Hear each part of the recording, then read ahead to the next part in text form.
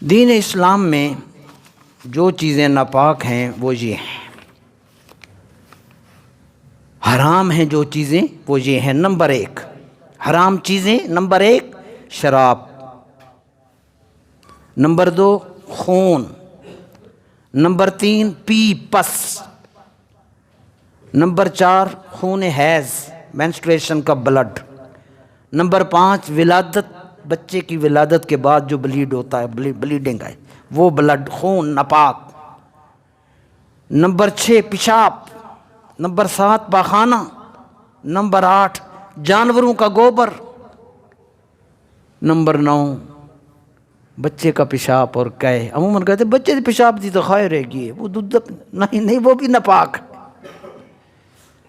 تو یہ چیزیں ناپاک ہیں۔ یہ ناپاک چیزیں جب کپڑوں پر، اسی طرح منی ہے، انزال کی چیز ہے، یہ سب ناپاک ہے، نجاست ہے۔ شریعت کا حکم یہ ہے۔